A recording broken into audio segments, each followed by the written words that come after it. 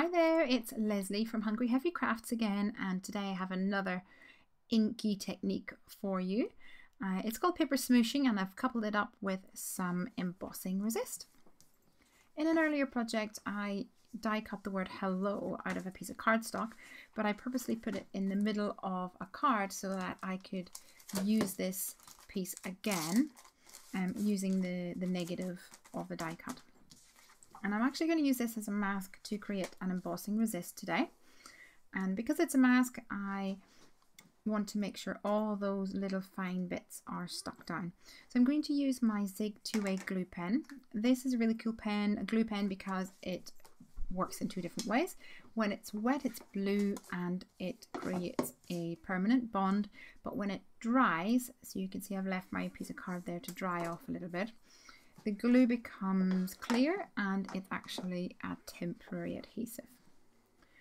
So I'm waiting for it to dry. I'm just prepping my cardstock with my embossing powder tool, and this looks like it is good to go.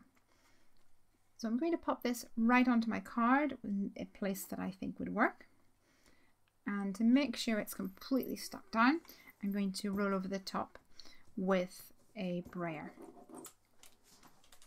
Now I'm ready to add my embossing ink to the card.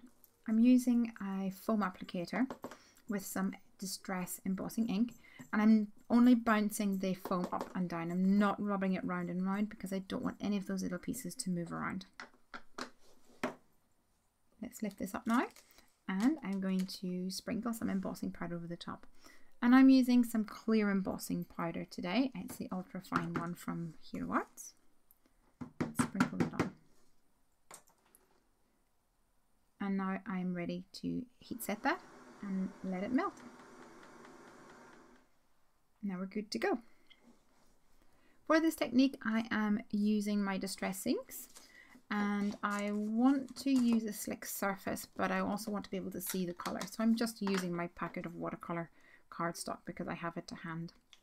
Pressing the ink onto the slick surface, adding a couple of droplets of water, and I'm picking up some of the ink using a piece of acetate that I had lying around. You can use some old packaging as well. The ink stays on the acetate and it gives you the ability to maneuver around that piece of plastic and transfer the ink over to the project.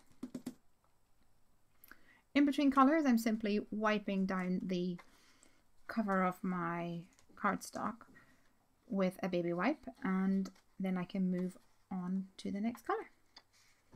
One thing I really like about using acetate for this is you can see exactly where the ink is going to transfer onto the project, and that gives you a bit of an edge to create the style that you want. I like the way this can move a lot of ink at one time, but also gives you that organic edge. It doesn't look very rigid. It almost looks like it's been painted with a paintbrush, but in quite an artsy way. Let's move on to the blue now. And what I also really like is the way the ink reacts with one another to create blended tones in the middle.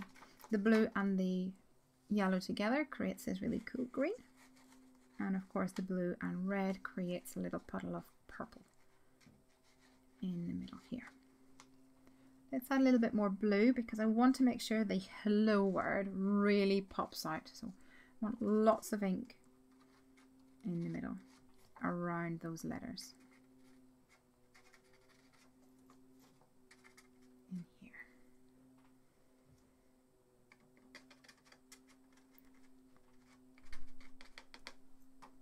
Now I think I'm happy with the colour around the word hello, but I want to add some splatters.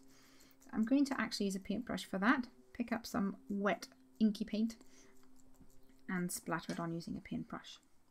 So this is what it looks like just now. Let's give this a quick blast with the heat tool, but not too long because I don't want my embossing powder to remelt.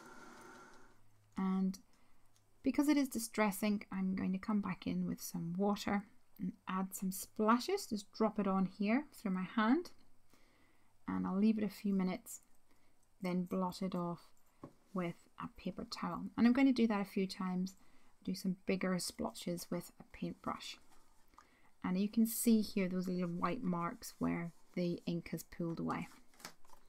Before I mount this onto a card, I want to add a little bit of interest. So I'm going to run it through the Cuttlebug using my Lawn Fawn Stitched Rectangles die. Here it is. I wanted to add another greeting to the front of this card. So I've picked out some stamp sets. There is a stamp set here. It's by Technique Tuesday. It's one of the Ali Edwards handwritten stamp sets, and it says "You are the best." And the reason I chose this is my daughter Piper has gotten into the habit of saying, "Mummy, you're the best. Daddy, you're the best." And if you ask her who's the best, she'll always give you a cheeky response, no doubt. If I ask, it'll be Daddy, and if he asks, it'll be me. To finish up the card, I'm going to add a few little sparkles using some sequins and a little bit of glossy accents on here, simply because that's what was sitting on my craft desk. There we go. That's it, the finished card. I hope you've enjoyed watching the video today, and maybe you'll give it a try yourself. Please do give me a thumbs up or hop on over to Hungry Heffy Crafts for more of my crafty fun. Thanks for watching.